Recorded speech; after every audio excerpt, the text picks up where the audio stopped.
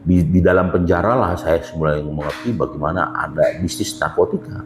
Dan benar-benar saya betul-betul terperosok hingga saya menjadi sampah. Saya akui saya sebagai sampah pada saat itu. Akhirnya mama saya bilang, pokoknya lu harus direhab dulu, dia bilang. Sampai lu bisa memutuskan dulu bahwa diri lu ini benar-benar mau berubah. Seorang mantan narapidana, seorang residivis bisa dipulihkan. Tuhan bisa pakai luar biasa kalau kita mau. Kasih Tuhan tidak terbatas, kasih Tuhan sempurna, kasih Tuhan juga tidak pernah transaksional. Justru Roma 5 bilang bahwa Kristus mati ketika kita masih dalam keadaan berdosa.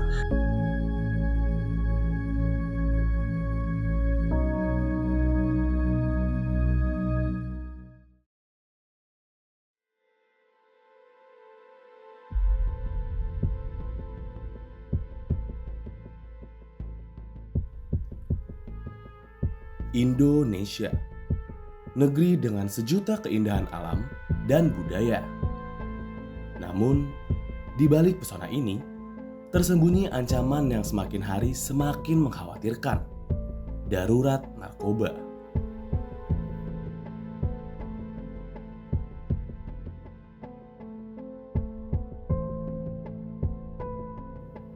Setiap tahunnya, jutaan orang di Indonesia terjerat dalam lingkaran hitam penyalahgunaan narkoba. Berdasarkan data Badan Narkotika Nasional, lebih dari 4 juta penduduk Indonesia menjadi pengguna narkoba dan angka ini terus meningkat.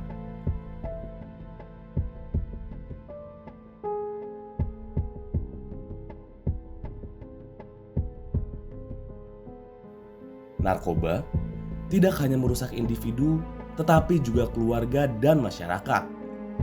Anak-anak muda yang seharusnya menjadi harapan bangsa justru menjadi korban utama. Angka kematian akibat overdosis narkoba semakin tinggi dan menghancurkan masa depan generasi penerus kita.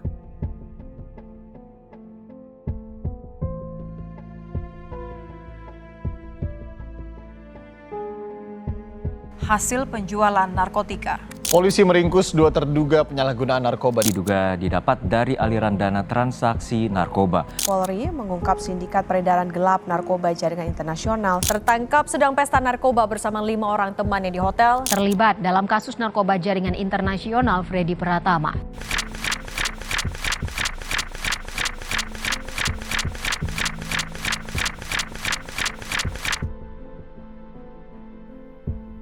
Penyalahgunaan narkoba membawa dampak yang mengerikan.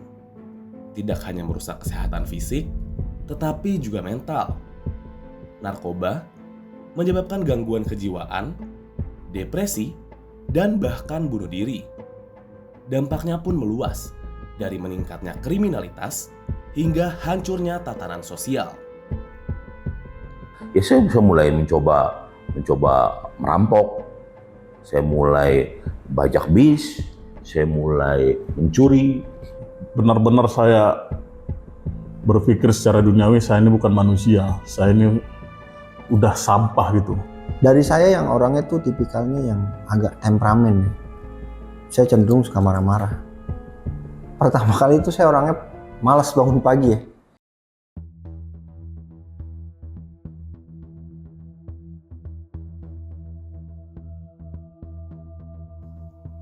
Indonesia darurat narkoba, tapi bersama kita mampu menghadapinya.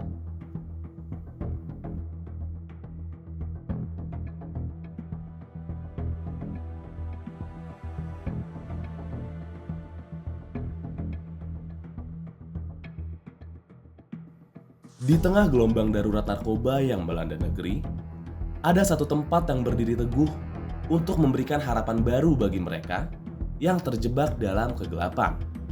Tempat itu adalah Breakthrough.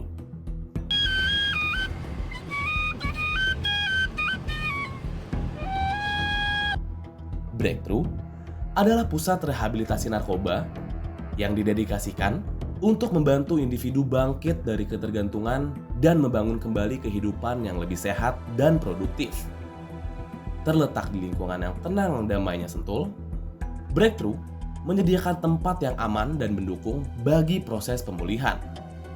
Program dasar tempat ini adalah 15 bulan yang sudah menikah, 18 bulan yang belum menikah. Kita nggak boleh pegang uang dan free of charge. Kami tidak ada biaya untuk masuk ke tempat ini. Klien pertama masuk kita memang tidak terima biaya. Klien tidak mengeluarkan biaya apapun selain biaya untuk kehidupannya, contohnya untuk sabunnya, untuk sikat giginya, untuk cukurannya, ya biasanya klien, keluarga yang bayar.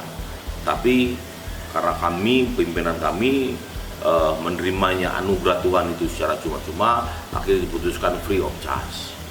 Dan kami selalu bilang setiap untuk klien baru, yang penting kuncinya klien itu, residen itu mau dulu, mau nggak menjalani program sepanjang itu. Kalau setuju, tanda tangan. Kalau tidak setuju, kalau dia nggak setuju, sebelum dia tanda tangan, kami selalu kasih tahu tempat-tempat, bahkan sampai isolasi kami beritahu akan masuk seminggu, Pak, gitu. Supaya dia tahu. Jadi tidak seperti dijebak. Kita perkenalkan dulu isolasi, kamu akan dimasukkan sini seminggu. Kalau kooperatif, kalau nggak kooperatif ya bisa 2 minggu, bisa sebulan, gitu. Tidak kooperatifnya dia teriak-teriak, dia mengganggu orang lain, ya itu tidak kooperatif. Akhirnya bisa kita tambah. Lalu kita masukkan langsung ke isolasi. Di isolasi lah dia bertemu dengan Tuhan. Artinya gini, bahwa nanti di isolasi lah dia akan kembali merasakan bahwa kehidupan yang lamanya itu merusak dirinya.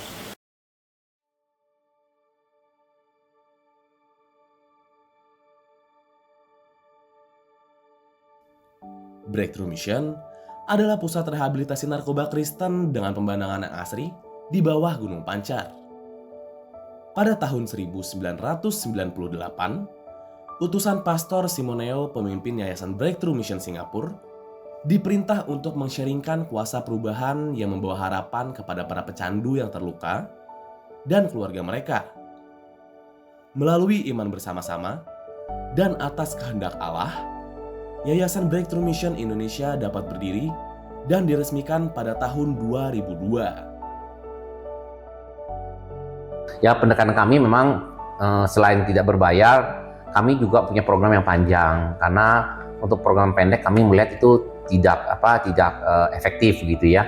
Dan kami memang pendekatannya religius ya, keagamaan dan juga terapi kerja atau vocational, pelatihan kerja, di mana kami tidak mengadakan obat-obatan. Kami para pecandu yang berhenti itu tidak menggunakan obat yang lain ya, nggak pakai substitusi atau taping off ya, pengurangan dosis penggunaan zatnya, tapi memang langsung berhenti.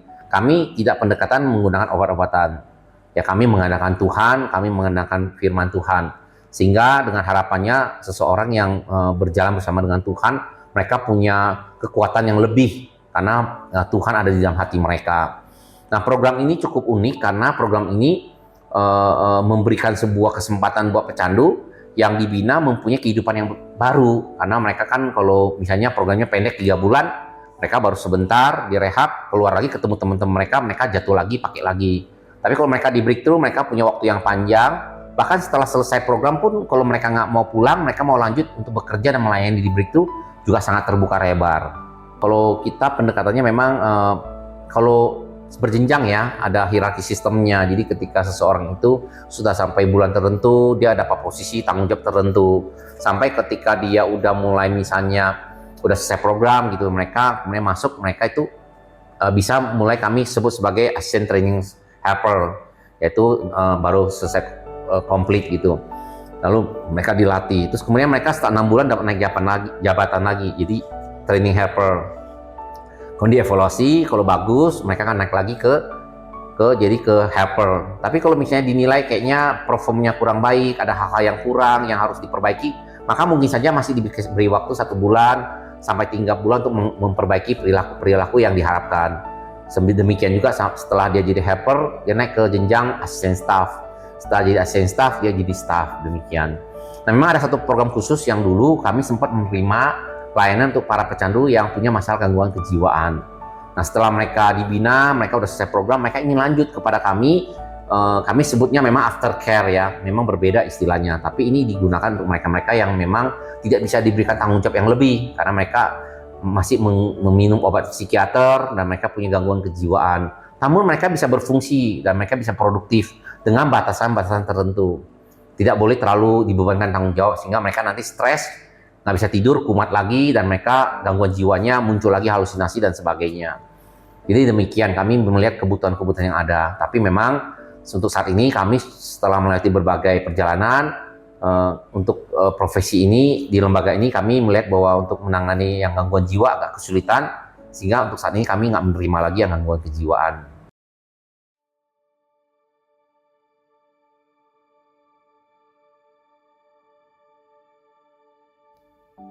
Breakthrough dilengkapi dengan fasilitas modern yang dirancang untuk kenyamanan dan pemulihan. Dari kamar tidur yang nyaman, ruang terapi yang tenang, hingga area rekreasi dan olahraga yang luas. Semuanya ditujukan untuk menciptakan lingkungan yang mendukung penyembuhan.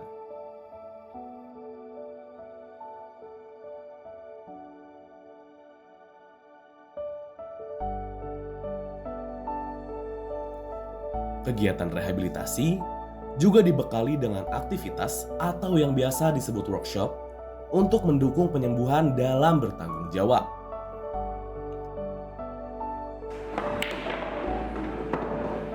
Beda-beda kalau di taman kerjaannya beda-beda. Kadang kemarin kami sapu-sapu halaman ini, terus juga beres-beresin beberapa. Apa yang dikerjakan kami lakukan aja. Apa yang iseng-iseng yang nggak ada kerjain dilakukan. Rumput, piara tanaman, siram-siram tanaman. Bagian yang sudah masuk workshop itu dapur untuk menyediakan makan. Dalam satu hari 2 kali masak. Dalam satu hari 2 kali masak, siang dengan malam tuh berbeda-beda. Kalau mulai dari masak kami jam 10, dari jam 10 sampai jam 12. Nah, mulai lagi jam 1 sampai jam 3. Dengan menu yang berbeda gitu.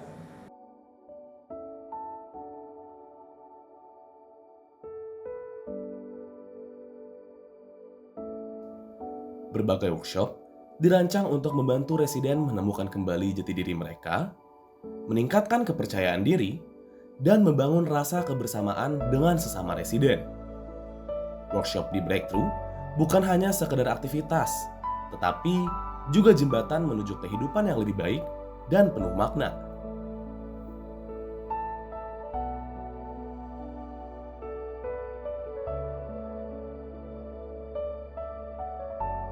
Kita di Breakthrough punya workshop laundry. Jadi workshop laundry ini adalah workshop yang nantinya dipersiapkan bagi setiap residen yang nantinya ingin membuka usaha laundry atau juga ingin mempunyai pemilik dari usaha laundry. Jadi kita belajar di sini dan sekalian kita juga tugasnya di sini setiap harinya nyuci baju-baju residen gitu. Jadi setiap residen, staff dan juga helper kita yang cuciin tuh bajunya setiap hari gitu.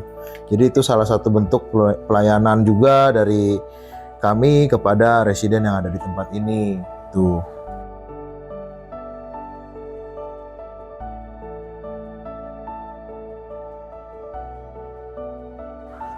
Kalau saya di workshop laundry ini sudah, kalau kita nerima orderan yang banyak dari luar gitu. Kita boleh nerima dari luar, namun kalau partai besar kita belum siap gitu. Dan sekarang memang lagi dipersiapkan lagi untuk partai besar lagi gitu. Karena butuh kesiapan yang sangat matang untuk ke sana. Sebenarnya keterbatasannya ini, jadi gini, kita di sini kan ada beberapa program yang harus dijalani gitu kan. Otomatis tidak hanya di workshop sini saja gitu. Kita harus ikut ibadah, harus ikut saat teduh, harus ikut program malam. Nah, terbatasnya di situ waktu kita untuk full time di laundry ini gitu. Workshop ini adalah salah satu bentuk aktivitas juga kegiatan bagi teman-teman yang dalam pemulihan,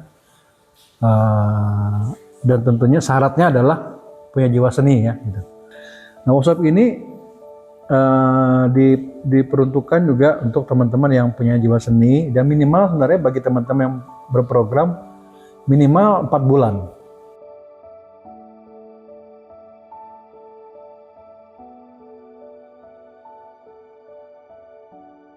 Nah, kita kasih teman-teman untuk belajar, kasih kesempatan mereka bentuk dulu. Dan kita akan lihat nanti Dan workshop ini juga dibuat karya-karya kita juga ada nilai komersial, kita akan jual juga gitu. Jadi saat kita pelayanan di mana kita buka, biasanya kita minta satu meja dan mereka melihat, karena kan yang dilihat karyanya adalah karya-karya bersifat rohani kan gitu. Saya ini kerja di bagian taman ya, handle di kebersihan taman, menjaga ini. Dan di sini juga ada nanam sayuran, ada sayur selada, ada juga daun bawang, ada kangkung, juga ada cabai yang di situ di tanah ada cabai. Jadi nanti ini ditanam sama bareng-bareng sama anak-anak.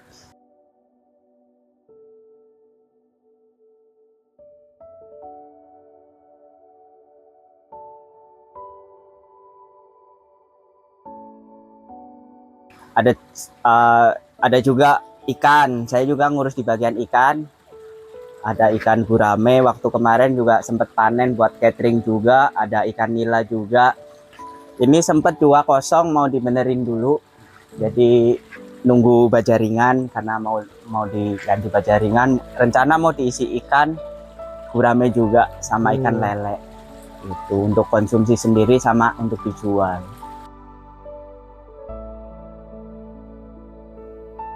Breakthrough bukan hanya tentang penyembuhan fisik, melainkan juga mengandalkan kekuatan spiritual dan hubungan yang lebih dekat dengan Tuhan untuk mendukung proses pemulihan.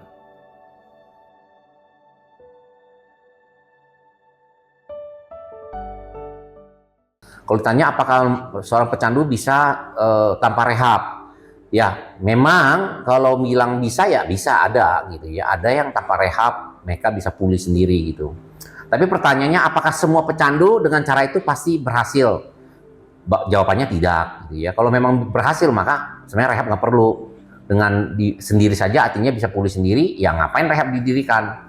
Kan rehab didirikan karena melihat fakta begitu sulitnya pecandu keluar lepas dari kecanduan, sehingga membutuhkan tempat yang khusus, yang punya program, punya tempat yang memang menjawab kebutuhan-kebutuhan pecandu ini.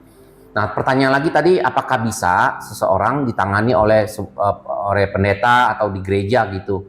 Ya bisa saja gitu. Ya namanya kalau ada kok bukti-bukti orang-orang yang hanya dibantu oleh gereja dan hamba Tuhan gitu.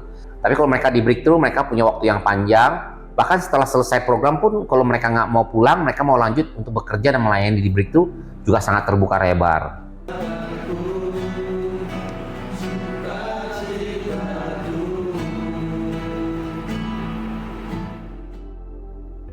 Breakthrough hadir sebagai cahaya di tengah kegelapan, menyediakan layanan bagi mereka yang terperangkap dalam lingkaran gelap narkotika. Tapi, bagaimana dengan mereka yang sudah merasa hancur, tidak berharga, dan bahkan malu untuk melangkahkan kaki ke gereja?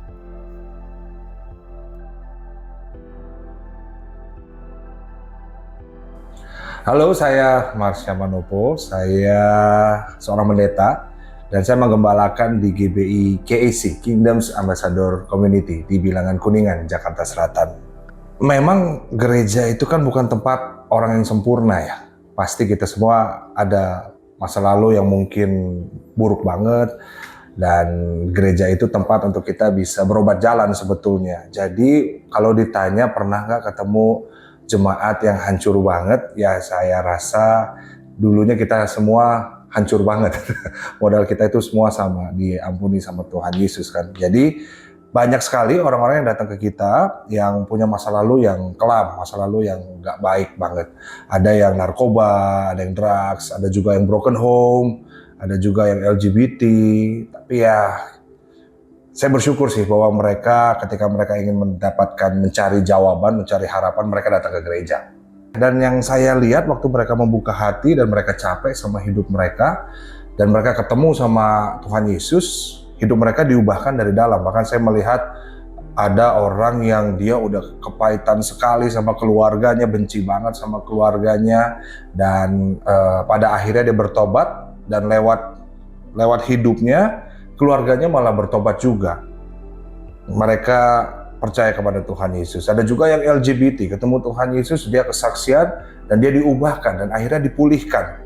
Dan yang narkoba juga banyak, di mana mereka datang, mereka bilang, "Kak, aku capek banget hidup kayak gini, aku harus gimana ya?" Dan waktu kita dampingin untuk terus ketemu sama Tuhan Yesus dan mereka mengenal Tuhan Yesus, maka itu yang mengubahkan mereka dari dalam. Banyak hal-hal yang saya pikir nggak mungkin, tapi ternyata waktu ketemu Tuhan Yesus itu semuanya mungkin.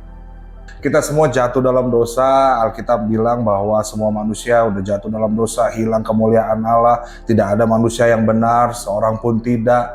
Harusnya kita binasa karena dosa-dosa itu. Kita itu semuanya sama. Dan waktu kita mengerti bahwa kita diselamatkan hanya karena karya Kristus di kayu salib, dan itu untuk kita semua, dan waktu kita meresponi, kita menerima, pada akhirnya kita juga diubahkan. Jadi menurut saya kita perlu menyadari dulu bahwa kita semua tuh kotor semuanya. Cuman karena anugerah Tuhan saja kita diselamatkan. Makanya yang awal tadi aku bilang kita semua modalnya tuh sama. Kita semua modalnya diampuni sama Tuhan Yesus. So, gimana respon kita waktu ngelihat ada jemaat yang mereka cerita, mereka bilang bahwa hidup mereka hancur. Misalnya mereka tiba-tiba curhat, "Pastor, aduh, saya gay," atau saya terkena narkoba, saya terikat narkoba. Ya harusnya sebagai orang yang sudah mengenal Tuhan dan orang yang merasakan kasih Tuhan, kita nggak perlu taruh, "Hah? Apa? Ih, parah banget." Nggak usah seperti itu, karena kita juga awalnya juga seperti itu. Dengan kelemahan kita masing-masing, lebih baik kita juga mendampingi dia, hadir buat dia. Nah ini yang penting, kita hadir buat mereka, bagi hidup buat mereka, dan ajak mereka untuk bertumbuh bersama-sama di dalam Kristus, sehingga saya percaya itu yang membuat mereka bisa diubahkan juga. So, sikap kita adalah kita boleh terima orangnya, tapi benci sama dosanya. Jadi kita kasih tahu bahwa ini tuh salah di dalam firman Tuhan. Tapi untuk orangnya kita harus kasihi, kita harus rangkul, kita harus dampingi. Itu mungkin mindset dari manusia, dia ngerasa kalau misalnya dia datang, gue udah banyak ngelakuin kesalahan, gue udah banyak jatuh dalam dosa, gue rasa kalaupun gue datang sama Tuhan, paling Tuhan pasti marah sama gue pasti ditolak, Tuhan pasti cuek banget sama gue hidup gue hancur gara-gara gini, pasti gara-gara Tuhan marah sama gue. Nah itu adalah sebuah konsep yang salah menurut gue. Kenapa? Karena manusia itu pada dasarnya kasihnya itu transaksional. Kalau kamu jahat sama saya, aku akan lebih jahat dari kamu. Kalau kamu baik sama saya, ya wajar kalau aku baik sama kamu. Transaksional kasihnya yang pertama, terbatas juga. Kita punya kesabaran yang terbatas. Jadi kalau orang melakukan kesalahan berkali-kali itu kita udah males, udah marah banget, udah anti lah sama orang itu. Tapi beda sama Tuhan. Nah terkadang kita menyamakan kasih kita sama kasih Tuhan itu sesuatu yang sama. Padahal enggak. Kasih Tuhan tidak terbatas, kasih Tuhan sempurna, kasih Tuhan juga tidak pernah transaksional. Justru Roma 5 bilang bahwa Kristus mati ketika kita masih dalam keadaan berdosa. Jadi buat saya, buat teman-teman yang capek hidup seperti itu, hancur, ketika teman-teman datang menerima kasih Kristus, Tuhan Yesus pasti membuka tangannya lebar-lebar untuk kamu pulang. Dia pasti akan menerima kamu dan kembali mengajak kamu untuk bersama dengan dia, berjalan bersama dia. Karena dia baik dan kasihnya tidak pernah transaksional. Gereja-gereja perlu mengerti tentang hal ini, bahwa saya percaya Tuhan Yesus selalu membuka pintu pengampunan buat siapapun untuk mereka kembali datang. Saya rasa ini waktunya teman-teman untuk buka hatimu, kamu berdoa sama Tuhan, bertobat, dan saya percaya Tuhan gak akan menolak kamu. Tuhan pasti akan membuka tangannya lebar-lebar dan menunggu untuk kamu pulang. Ini saatnya untuk kita bertobat, ini saatnya untuk kita berbalik, dan dimulai dari diri sendiri, minta ampun, minta maaf sama Tuhan, dan setelah itu cari komunitas yang sehat, cari gereja yang sehat, cari mentor yang bisa membina, mendampingi teman-teman semua. Saya percaya masa depan kita ada di dalam tangan Tuhan. Mungkin masa lalu kita boleh buruk ya, tapi saya percaya Tuhan memegang masa depan kita, karena Dia adalah Tuhan yang baik, maka saya percaya masa depan kita penuh dengan harapan, karena kita berjalan bersama Tuhan Yesus. God bless you.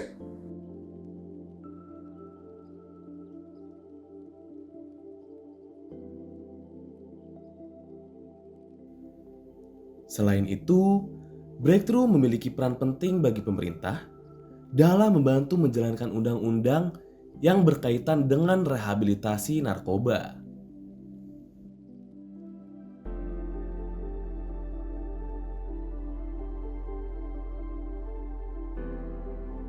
Ya, misalnya kalau saya di BNN, saya juga terlibat sebagai asesor, konselor adiksi ya. Jadi kami dilatih untuk menjadi penguji-penguji untuk membuat sertifikasi bagi para konselor adiksi. Ya, tentu saja pemerintah punya program mereka sendiri yang tanggung jawab dengan undang-undang ya. Mereka harus membantu ke masyarakat yang memang membutuhkan bantuan dalam masalah kecanduan, membutuhkan rehabilitasi, sehingga mengundang juga kami dari praktisi yang ada di lapangan untuk memberikan masukan sehingga apa yang mereka dapatkan juga itu lebih komprehensif dan juga bukan hanya dari satu sisi dari pemerintah saja, tapi dari orang-orang yang memang di lapangan juga sudah menjalankannya. Mungkin saya berpikir kenapa Breakthrough dipilih karena mereka mungkin sudah datang mensurvei tempat kita dan juga mendengar program tempat kita kerja, karena Breakthrough Indonesia ini sebenarnya pusatnya ada di Singapura yang sudah berdiri tahun 1983. Jadi pengalaman di bidang rehab udah cukup lama dan cukup memberi dampak di Singapura dan akhirnya bisa membantu di Indonesia.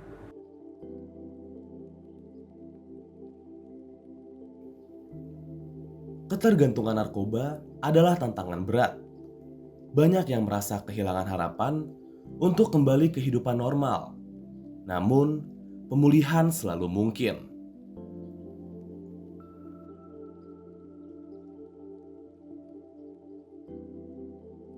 Oke, di 2023 di mana saya menemukan titik benar-benar saya berpikir secara duniawi, saya ini bukan manusia, saya ini udah sampah gitu, saya ini sudah anak durhaka di dalam keluarga, saya ini sudah menjadi bencana bagi semua orang, bahkan bagi masyarakat di sekitar di daerah saya yang sudah mengenal saya gitu loh. Mereka menjauhkan saya, efek yang saya rasakan, mereka menjauhkan saya, mereka pandang sebelah mata sama saya. Hingga di satu titik saya di tahun 2023, saya benar-benar diusir oleh keluarga dan saya tidak punya siapa-siapa. Saya mau minta tolong sama siapapun, tidak ada yang respon sama saya, respon baik tidak ada.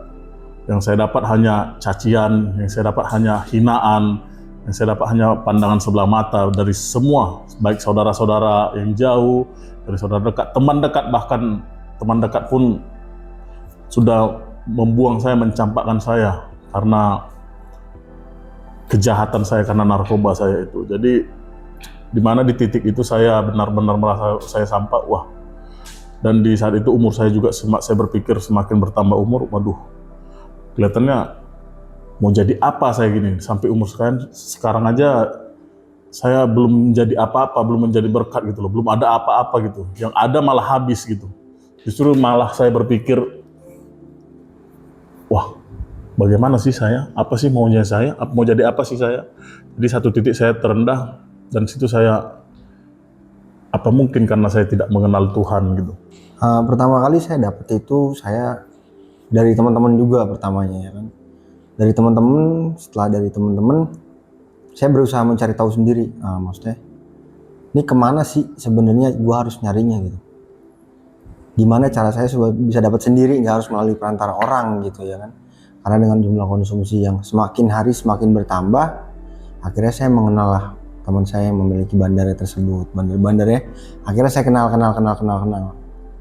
Dan itu yang membuat saya jadi terus rutin, mau dari bandar ganja, mau dari bandar stasi ya kan, yang biasa disebut juga inek, bandar sabu. Nah itu yang saya kenal pertama kali gitu. Jadi karena konsumsi kita yang berlebih, nggak mungkin kita pakai duit jajan kita terus-terusan gitu ya kan. Sedangkan kebutuhan kita juga buat makan, ngerokok dan sebagainya itu kan banyak. Dengan dosis yang semakin bertambah, saya akhirnya juga nyoba gitu. Kok orang bisa, masa saya enggak? Yang saya cobain itu adalah pertama kali saya waktu itu menjadi BD Boti, obat gitu ya. Kayak Reklona, Dumolit, Kamlet dan sebagainya gitu. Saya coba juga jadi BD ganja. Akhirnya sampai terakhir saya jadi beda sabu-sabu dan ekstasi. Pertama kali saya mengedarkan, saya memang face to face. Tetapi setelah zaman semakin lama, face to face ini membuat kita tuh sebagai pengedar nggak nyaman, terlalu beresiko. Iya. Kalau yang kita ketemuin itu dia tanda kutip sehat, tidak ada yang membuntuti atau tidak ada yang dia bekerja sama dengan polisi, itu fine-fine aja. Tapi cenderung zaman sekarang itu kita bingung membedakan user yang benar-benar user dan usernya polisi tersebut, ya, yang biasa kita mungkin sering dengar cepu dan cepu, ya kan. Nah, akhirnya kita membuat satu cara. Pertama kali di Jakarta itu adalah sistem tempel, yang dimana memang dimasukkan ke dalam kayak teh kotak, betul. Airnya dikuras, kita pakai double tip. Sekalian aja saya kasih tahu caranya. Pinggirannya dibuka, ya kan. Itu dikasih double tip, jadi mereka bisa ngepack lagi. Pinggirannya kasih tisu biar jadi dikocok. Itu nggak berubah. Dan kita memaking segala sesuatu dengan bobot aslinya. Saya kemarin itu saya dipenjara 2 kali. Bukan hukuman yang mudah juga gitu ya, karena jumlahnya tadinya mau diselamatin lagi. Saya berapa kali udah 86. Pertama kali saya di lapas Cipinang Rutan Cipinang narkotik, terus saya ke Pekalongan saya ke NK ke LP Besi dulu. Dari LP Besi saya pulang dari LP Permisan, baru yang saya bebas. Saya masuk lagi ke Pondok Rajak Cibinong, tapi saya bebasnya di Cibinong juga kebetulan.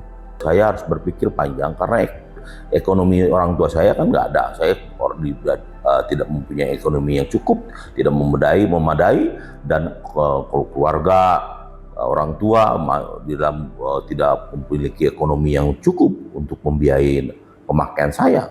Dan saya harus memutar otak. Saya mulai mencari bagaimana saya harus bisa mencukupkan konsumsi saya semakin besar.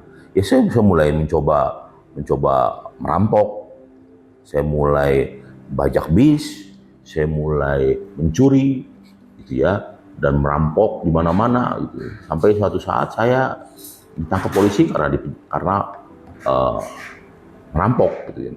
Jadi di dalam penjara lah saya mulai mengerti bagaimana ada bisnis narkotika, bisnis narkoba, dan disitulah saya mulai berkenalan dengan bandar-bandar narkoba yang lain yang cukup besar, ya, dan mereka jaringan-jaringan internasional. Ada satu orang sipil bilang gini, Pendi, pilihan mantan narapidana itu cuma 2. Yang pertama, kamu akan berubah total 180 derajat. Dan yang kedua, kamu semakin jahat. Saya pilih yang kedua. Yang kedua itu yang saya pilih. Saya semakin jahat. Saya semakin mengerti bagaimana mengedarkan narkotika. Bagaimana saya beralih kepada narkotika, jualan heroin pun itu banyak, panjang ceritanya. Pada saat itu saya di lapas Bekasi. Wah, nggak izinkan, tengah malam saya dibangunkan, seperti diculik gitu ya. Dibangunkan tengah malam jam 1, jam 2 kira-kira, saya dipindahkan ke lapas Nusa Kambangan. Di lapas Nusa Kambangan lah, di situ saya mulai merambah, saya mulai mencoba menjual narkotika dari dalam. Pada zaman itu, tahun 1995, dan pada saat itu presidennya Ibu Megawati. Saya masih ingat sekali, pada saat itu pemerintah mencanangkan karena banyaknya tingkat HIV/AIDS di Indonesia karena sharing jarum suntik karena heroin, jadi tahu itu akhirnya bandar narkoba, pokoknya status bandar narkoba harus dipindahkan ke Nusa Kambangan. Dan saya salah satu bagiannya, saya harus pindahkan. Masih muda, usia masih muda, dan waktu saya di lapas Nusa Kambangan, tepatnya saya mengurus pembebasan bersyarat pun, saya masih keadaan mabuk. Saya dalam keadaan mabuk high tinggi. Saya main pakai sabu banyak-banyak, saya makan ecstasy, ya. Dan puji Tuhan, gitu ya, saya di persyaratan untuk bebas bersyarat saya dikabulkan. Dan waktu ini menarik, waktu saya baru keluar dari pintu gerbang yang besar itu, saya bertemu dengan hamba Tuhan, seorang hamba Tuhan namanya Ibu Yani. Ibu Yani, seorang hamba Tuhan, di sana yang dengan setia melayani kami. Dia bertanya, dia bilang, mau kemana Pendi katanya. Saya sudah bebas Mi katanya. Oh, langsung dia tangkap waktu dia tahu waktu saya udah bebas. Kamu nggak boleh kemana-mana dulu. Kamu ikut Mami dulu katanya.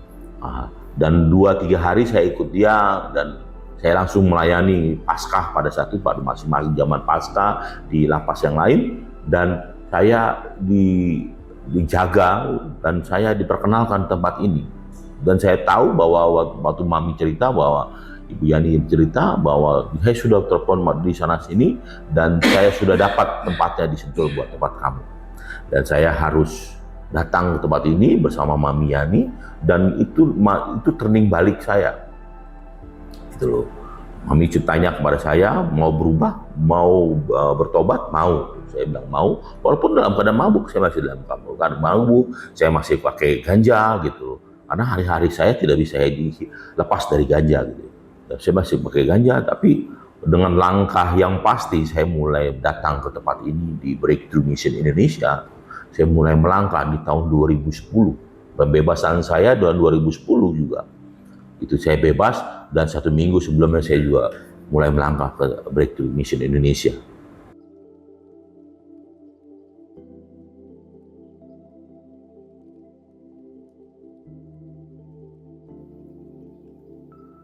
Di Breakthrough, setiap individu diajak untuk mengandalkan Tuhan dalam perjalanan pemulihan mereka. Dengan mendekatkan diri kepada Tuhan, peserta dapat menemukan makna hidup yang lebih dalam, menguatkan tekad, dan mendapatkan dukungan spiritual yang diperlukan untuk melawan ketergantungan. Ketergantungan narkoba bukanlah akhir.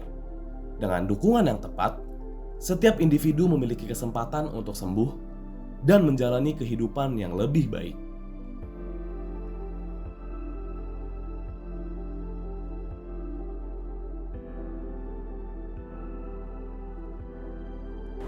Saya bersyukur sama Tuhan. Saya boleh mengenal narkotika dan saya boleh mengenal Breakthrough Mission Indonesia. Waktu pertama kali saya masuk melangkahkan kaki Breakthrough Mission Indonesia, itu saya dihancurkan. Dengan artinya gini, di penjara saya bisa injek orang, saya bisa siksa orang untuk bisa mendapatkan uang untuk dari orang lain. Saya bisa peras orang, saya bisa bisnis mana sini. Tapi di Breakthrough Mission saya tinggalkan semua. Saya harus nyapu, ngepel, cuci WC. Saya harus letakkan hati saya sedasar-dasarnya. Menjerit, menangis hati saya. Saya nggak kuat untuk melewati ini. Tapi mentor saya, Pak Vincent, selalu mengingatkan saya untuk terus bertahan, terus kuat untuk bisa melangkah lagi, selangkah demi selangkah. Saya nggak kuat, nggak sanggup untuk melewati hari-hari di Breakthrough. Tapi puji Tuhan, karena pertolongan Tuhan, saya bisa sampai kepada titik sampai kiat ini. Itu juga nggak mudah.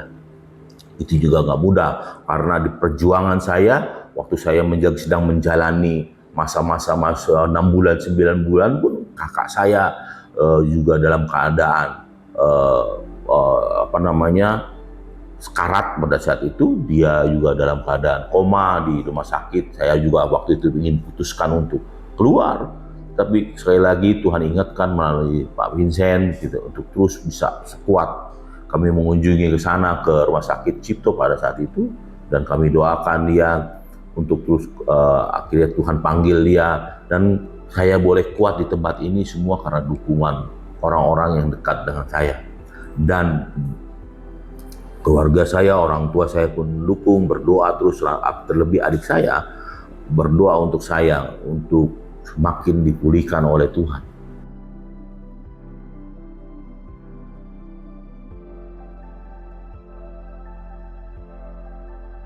Waktu saya memutuskan untuk menikah pun saya tidak berani untuk memutuskan untuk menikah. Waktu itu saya belum menikah, di tempat inilah saya menemukan jodoh saya. Dan saya nggak pernah berani untuk bermimpi pun saya nggak berani untuk menikah. Jika ada di antara Bapak Ibu yang memiliki anak gadis, maukah Bapak Ibu, teman-teman menjodohkan dengan saya, mantan narapidana, pecandu narkoba, mengedar narkoba? Saya yakin nggak ada yang mau untuk menikahkan anak gadisnya. Tapi karena Tuhan yang luar biasa, Tuhan mengirimkan dalam satu acara, Tuhan pertemukan saya dengan seorang gadis baik-baik dan pelayanan Tuhan di salah satu gereja besar di Jakarta, dan kami mulai bertemu, kami mulai menetapkan yakin gitu ya. Waktu kami datang, saya bawa Pak Vincent, saya bawa keluarga saya bawa Pak Vincent untuk melamar pun saya nggak punya apa-apa. Saya cuma punya duit 40.000 waktu saya memutuskan untuk menikah. Dan puji Tuhan, Tuhan cukupkan semuanya. Walaupun keluarga istri saya nggak dengan mudah itu menerima, tapi dengan keyakinan saya dengan istri, kami berjalan, kami melangkah, dan Tuhan wujudkan. Itu luar biasa. Tuhan wujudkan bagaimana Tuhan bawa apa yang nggak mungkin, apa yang mustahil itu terjadi dalam kehidupan saya dan istri. Dan saya dikaruniai seorang anak, seorang putri pun itu juga perjalanan yang panjang dengan Tuhan. Bagaimana Tuhan membawa kami untuk lebih mengandalkan Tuhan, percaya sama Tuhan. Saya juga nggak percaya saya bisa punya anak, gitu ya. Dan anak saya juga pemberian Tuhan yang luar biasa.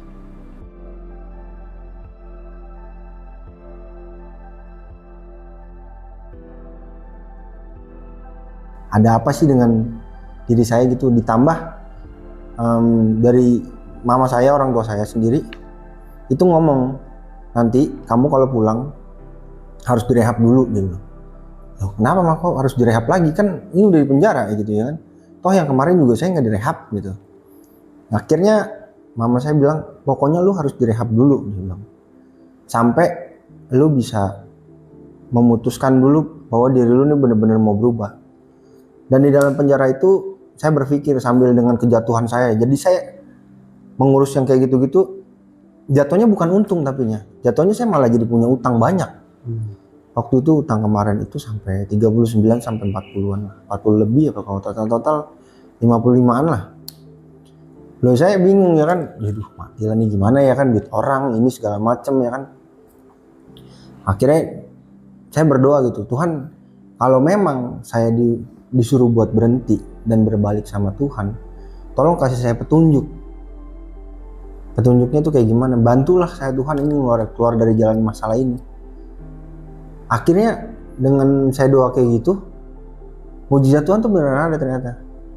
Utang saya bisa beres dalam tempo waktu tuh nggak nyampe sebulan malah. Akhirnya dikasih kayak, akhirnya mama saya yang saya bilang tadinya saya punya utang nih mah di sini gini. Terus kata mama saya, lu tanggung resiko lu sendiri. Itu kemauan lu. Mama mau ikut, mama minta duit lu kan enggak, kata mama. Ya juga sih. Tapi tiba-tiba mama saya bantu akhirnya. Mama saya bantu sampai 28 juta. Sisanya saya cari juga, tapi akhirnya teman saya juga bantuin, ada yang ngirim saya 10 juta, ada yang ngirim saya 5 juta. Sampai akhirnya tuh bisa selesai, done gitu. Dan akhirnya oh ya udah deh. Karena saya orangnya kalau udah janji ya janji gitu ya kan, nggak bisa. Kalau udah janji harus bisa bilang berubah lagi tuh nggak. Namanya kita komitmen jadi lelaki dong. Hidup ini harus punya komitmen. Akhirnya saya memutuskan ya udah oke, saya ikut ke orang tua gitu. Sampai akhirnya pas bebas, tadinya saya punya kesempatan untuk nggak kesini. Di saat saya dianterin ke Bapas, itu saya bisa kabur karena koko saya belum datang ke tempat Bapas kemarin di Bogor kan. Akhirnya saya nunggu, tapi saya juga bingung kenapa kok saya dibuat mau nunggu gitu, nunggu koko saya datang gini sambil makan bakso. Padahal gampang banget, saya duit punya megang gitu ya kan. Dari teman-teman pas mau balik kan, weh lu mau balik ya kok? Balik. Lu ada ongkos nggak? Nih dikasih ya kan. Adalah bangsa-bangsa 1 juta. Bukan nggak bisa kabur dong ya kan. Tapi itulah yang membuat saya jadi, loh kok malah nggak mau kabur, diem. Mau naik Grab pun sampai ke rumah siapapun bisa ke Jakarta ya kan, dengan duit segitu kasarnya. Itulah yang membuat saya akhirnya, wih berarti bener ini jalannya Tuhan. Dan udah nggak bisa dialakin lagi. Perubahan dari saya itu yang saya rasakan adalah dimana pertama kali itu saya orangnya malas bangun pagi ya. Kita nggak usah ngomongin firman Tuhan dulu ya kan. Kita bahas dari yang hal terkecil dulu ya kan. Nah, menurut saya adalah saya bisa bangun pagi. Tuntutan kita di sini kan pagi harus saat teduh ya kan. Itu bangun pagi tuh akhirnya pertama, malas banget. Namanya kita edik sabu gitu ya. Kalau nggak pakai sabu kan kita bukannya sakau yang terlalu kayak ke badan gimana ngilu, kan enggak. Yang kalau edik sabu itu kan cenderung dia lemes saja, kayak nggak punya tenaga, ya kan? Nggak sakit badan tapi lemes gitu. Ya akhirnya coba saya bangun pagi, cobain sehari, 2 hari, 3 hari, 4 hari, 5 hari. Akhirnya jadi terbiasa kan bisa, ya kan? Yang kedua adalah perubahan yang saya alamin. Dari saya yang orangnya tuh tipikalnya yang agak temperamen. Saya cenderung suka marah-marah. Karena mungkin gimana ya? Ya karena satu faktor darah tinggi juga dan mungkin memang karena biasanya tuh kita pengen apa-apa kan karena merasa punya duit gitu ya kan. Jadi enak aja gitu ya kan. Dan di sini punya duit juga mau ngapa-ngapain bingung gitu ya kan. Contohnya misalkan akhirnya tapi puji Tuhan sekarang udah bisa nggak terlalu emosi, menerima keadaan. Terus yang ketiga adalah perubahan yang saya alamin adalah saya lebih mengenal Tuhan. Tadinya saya nggak ngerti. Saya walaupun keluarga Kristen tapi dari kecil udah sekolah minggu, putus di SMP kan sampai saya umur sekarang 31, saya nggak tahu lagi gitu ya kan. Alkitab baru dibuka ya di sini. Dan baru belajar lagi, oh iya, nih Alkitab nih ajarannya kayak gini gitu ya.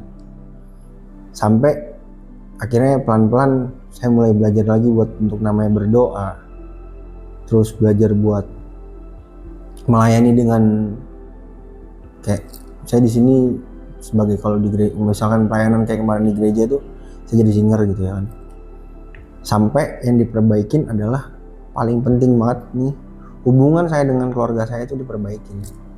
Dimana yang tadinya banyak juga kayak sebagian mungkin dari kita bercandu itu hidup dengan keluarga tuh komunikasi sangatlah buruk banget.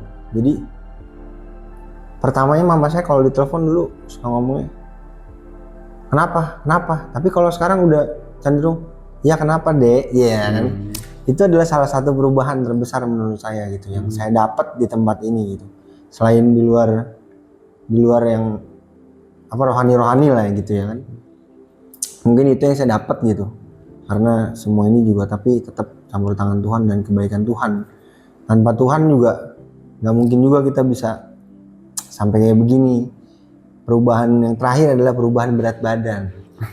Perubahan berat badan saya dari yang kurus kacau ya kan.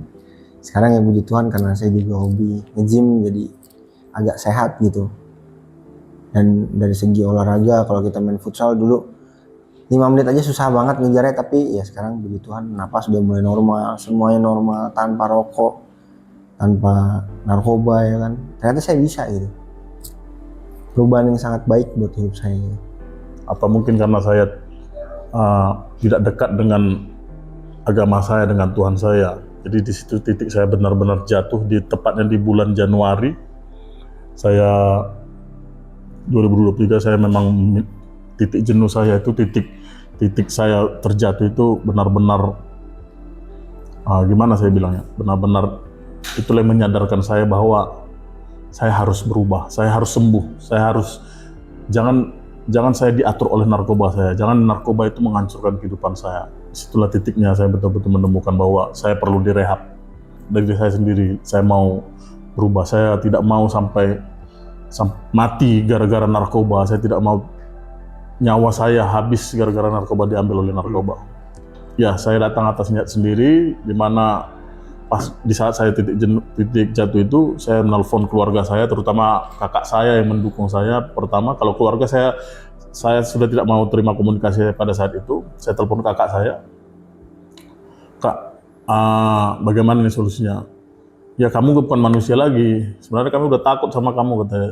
Begitu saya menelpon dia. Saya mau direhab, tolong carikan rehab yang tepat untuk saya, yang benar-benar pada rehab itu bersih kita gitu loh. Merokok aja nggak boleh gitu. Benar-benar jauh gitu dari kata-kata ya kita mungkin sebagian rehab masih ada yang masih bisa kita dapatkan rokok, kita masih bisa dikasih rokok. Justru saya minta sama kakak saya rehab yang betul-betul membatasi saya dari dunia dunia luar, membatasi saya dari ya kehidupan dunia dan mengenal firman Tuhan yang lebih ke rohani gitu. Kemudian kakak saya mencarikan rehab itu dan benar kamu mau direhab, ya saya siap, saya bilang, saya sudah menyerahkan diri saya. Dan ketemulah tempat ini, Breakthrough Mission Indonesia ini. Di awal memang kita, kalau sebelumnya kita masuk di Breakthrough ini, seminggu pertama kita memang diisolasi, di kamar isolasi.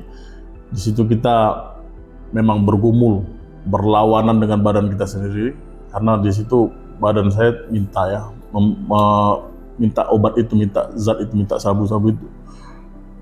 Tapi tidak bisa mendapatkannya. Memang saya seminggu itu melawan badan saya sakit semua.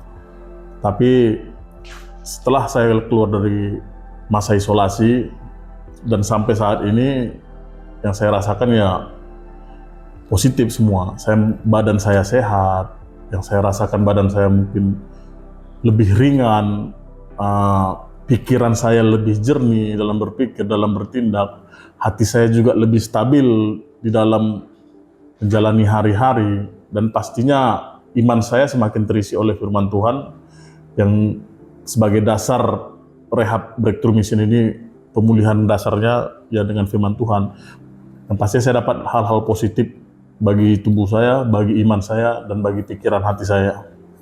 Ya, yang perubahan saya alami, saya lebih mengenal Tuhan, ya saya lebih melayani di dalam Tuhan.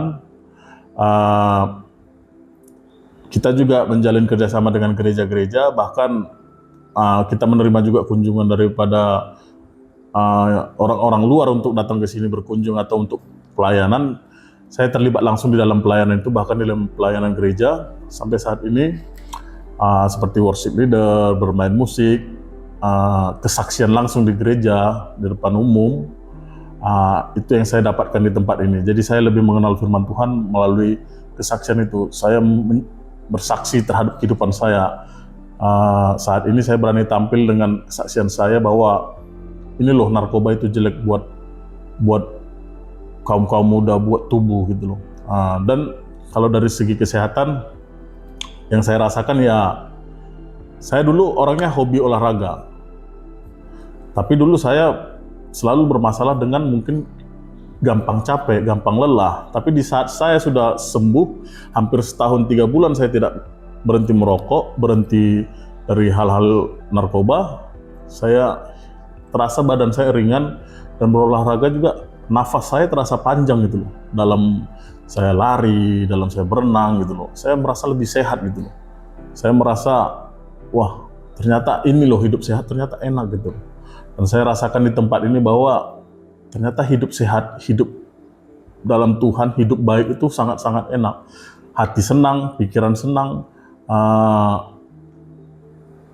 Ya yang kita lakukan selalu yang baik lah. Dampak positifnya bagi keluarga saya juga, perlahan hubungan saya dengan keluarga saya, dengan orang tua saya, dengan kakak saya sangat baik sekarang terjalin. Dulu yang saya tidak pernah berkomunikasi, berbicara dengan orang tua bapak saya atau ibu saya terlalu dekat, sekarang sangat dekat. Komunikasi kami sangat dekat, dan hal-hal pribadi intens dalam bagaimanapun, saya sudah percaya diri ngomong dengan keluarga, dengan orang tua gitu loh. Sudah tidak ada jarak lagi, saya sudah dalam Tuhan bahwa kedekatan hubungan itulah, hubungan keluarga yang bisa sebenarnya menjalin kita untuk tetap di dalam Tuhan. Dulu mungkin komunikasi jarang, kesombongan tinggi, itu yang bikin kita jatuh juga dalam narkoba. Tapi saat ini saya belajar untuk lebih terbuka kepada keluarga, karena jikalau saya ada masalah, kalau saya nggak terbuka dengan keluarga, mungkin keluarga nggak bisa mencari solusi. Tapi di saat ini saya sudah pulih, saya terbuka dengan keluarga, justru keluarga membantu saya mencari solusi dari masalah saya itu. Karena keterbukaan saya dengan keluarga. Itulah yang saya rasa mungkin di dalam dampak-dampak yang saya dapat setelah saya direhab. Dan kemungkinan program di rehab ini 18 bulan, kemungkinan saya setelah selesai 18 bulan, saya belum mau keluar dulu. Saya mau memperdalam pelayanan saya di tempat ini dulu, untuk lebih membangun fondasi dalam diri saya, agar saya tidak mau jatuh lagi ke dalam jerat narkoba itu lagi? Saya sudah dipulihkan 14 tahun. 14 tahun sudah sampai saat ini saya sudah 14 tahun dipulihkan. Dan saya mulai menjadikan diri saya ada satu statement di salah satu gereja GCA di Bogor bilang diselamatkan untuk menyelamatkan. Dan saya pegang itu, saya renungi itu, dan saya mengikrarkan diri saya berdasarkan bahwa saya akan melayani Tuhan dalam bentuk apapun. Saya di Yayasan Breakthrough Mission Indonesia lah, saya mulai ke sekolah-sekolah, saya mulai ke gereja-gereja, bahkan sampai ke lapas-lapas. Karena saya pribadi punya kerinduan banyak orang untuk bisa mengenal Kristus dan banyak orang akan dipulihkan Kristus. Bagaimana saya mendedikasikan diri saya untuk melayani Tuhan kemanapun Tuhan utus. Di gereja, saya harus bertumbuh di gereja lokal, saya harus melayani di gereja lokal, saya melayani di GBI Plaza Niaga di Sentul City, saya juga melayani di Yayasan Breakthrough Mission Indonesia, saya datang ke sekolah-sekolah, menyampaikan kabar baik tentang bagaimana Tuhan memulihkan seorang pecandu, pengedar narkoba yang mustahil bagi manusia, tapi bagi Tuhan mungkin. Saya datang ke lapas-lapas bahwa saya mematahkan setiap doktrin atau stigma.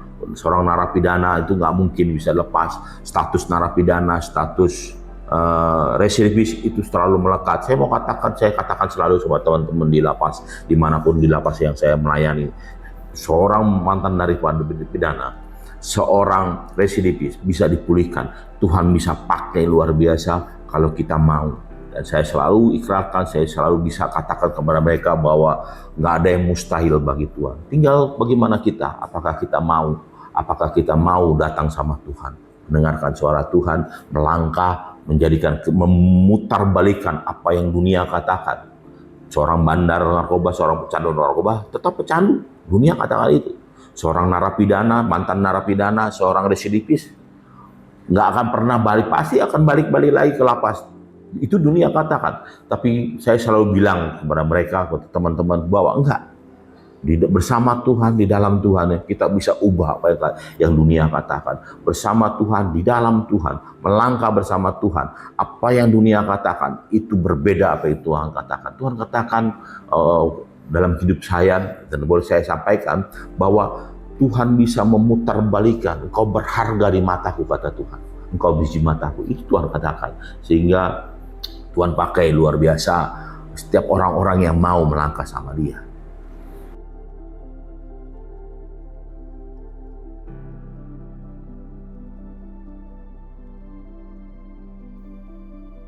Selama bertahun-tahun, tempat rehabilitasi ini telah menjadi saksi bisu dari ribuan kisah transformasi.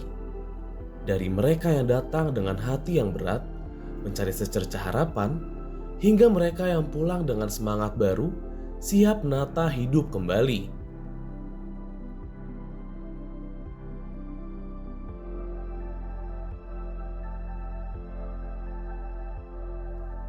Penutupan ini bukanlah akhir, melainkan awal dari babak baru.